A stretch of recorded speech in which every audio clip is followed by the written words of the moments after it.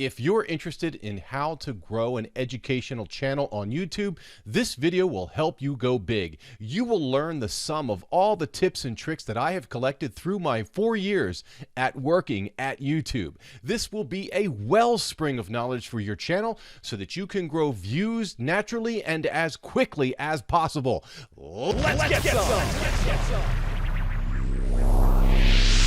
Congratulations, educational or how-to channels have the best growth potential because your videos answer specific questions that get searched in both YouTube and in Google.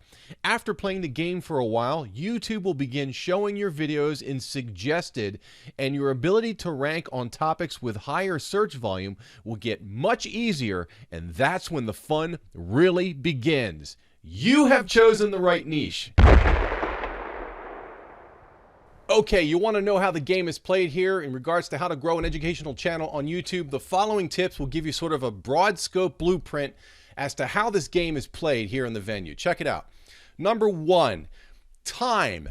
Okay, and a large library of videos is absolutely required for an accurate evaluation on how you're doing here at the venue. You cannot prematurely make a judgment on the success or failure of a video after about 2 weeks. You have to give yourself at least a month so that the numbers will build up and provide an accurate snapshot on how you're doing. The same thing occurs in regards to the amount of videos that you have for your channel. You can't make an evaluation on your performance as a whole if you only have 10 videos. You need 50, 60, 70, 100 videos before you can make an accurate sort of assumption on what you're doing. I see so many people complaining about not doing well, and then I go to their channel and they only have 10 videos. It's like, you know, come on, man.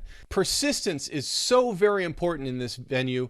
You really can't give up. If you have a niche and you're not sure whether or not you're going to win or not, you have to keep on posting and keep trying, because you're going to be placed in a situation where you're going to feel like you're really not gonna win sometimes. You feel like there's just no light at the end of the tunnel, but I'm telling you, if you stay in the game and keep fighting and have a spirit of experimentation and change things as you progress through your journey in this venue, you will win.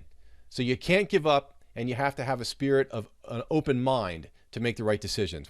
Getting to the value of what you're selling the person in the title and in the thumbnail quickly is so very important in this venue. That means you should not use any logo stings. Intros are absolutely out with education channels. What you do is you open up the video with a confirmation of what you're selling them in the title right away within the first 15 seconds, and then get right into the meat of the video. Do not delay anything. In my videos, I have been making this is the first time you've been here statement where you sort of summarize what your channel's about. The purpose of this channel is to bring you the juiciest information to boost subscribers and views for your channel. Subscribe and let's get some together. I'm no longer going to be doing that. I'm going to be reserving that information for the end of the video, because the people that make it through the entire video are more apt to listen to that part because they have been sold on the value of the video. See, you don't want to do that kind of thing in the beginning because people will drop off. Retention is absolutely crucial, and anything that doesn't support the value of the video is gonna hurt you.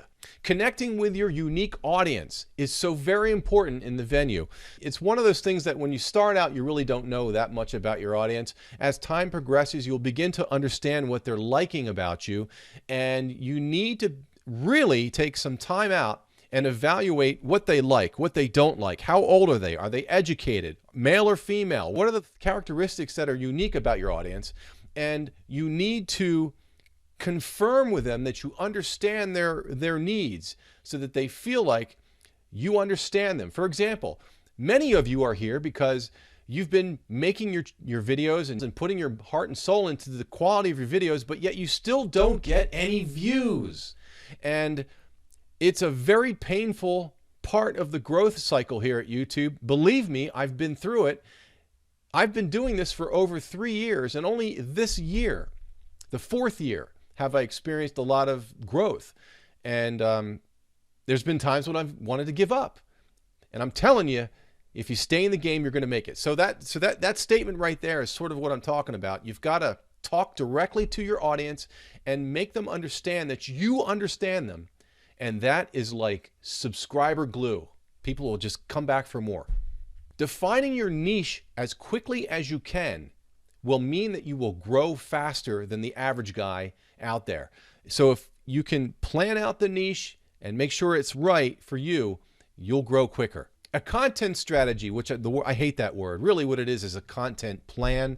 If you have a strategy in place, if you plan out what you're going to do in advance, you will do much, much better than the other guy. So planning your content, planning what you're going to say, making the right titles, designing what you're doing with your thumbnail so that your click-through rate is higher than 5%. All that stuff is so very important for growth, and you can't wing it here. You've got to have a content plan. Viewers are more important than YouTube's algorithm. You can't chase the algorithm. Really, if you just pursue the needs of your viewers, you will be much better off over time. Trust me. Trust me, it really does work, but it takes time to ascertain whether or not what you're doing in that respect is going to work. So you can't jump the gun and make a judgment too soon. Make your changes, talk directly to the needs of your audience, and let the videos bake, and come back after a couple weeks, months, and make the judgment as to whether what you did worked or not. The importance of video quality over video post frequency is so much more important. So I would rather you spend time researching the right topic, figuring out what to say, lightly scripting your videos, and making sure that what you're talking about here at the venue has such high levels of value that the viewer will not stop watching your videos. If you can do that time and time again, you will do much better off. So that means that you won't be able to crank out a video every other day because you're working so hard on the value of the content that when you finally make the post, the video is so damn good that the traffic pours in. I would rather have 5 videos that generate 500,000 views a month than 100 videos that do nothing. So make quality. It's way more powerful. A reduction of potential audience due to a weird or wacky or narrow niche is a positive. That's right. A smaller audience that is targeted will bring in more success to you because the viewer resonates directly with what you're making. As time passes and you develop your audience from that activity, then you can widen your scope and generate more traffic. You see, YouTube only allows you to have success with wider scope topics if you have views, subscribers, comments, and likes, and what the ratio of that is compared to your competition. So you have to earn wide scope to succeed in the venue. Okay, the next thing we're going to talk about on this video, which is part 2, is the main reason why most creators fail at this venue. It's like an invisible enemy that a lot of us have to deal with, and we're going to discuss it. We're also going to talk about a very effective video format that brings in the views and the subscribers. Click this right here. I'll catch you on that video.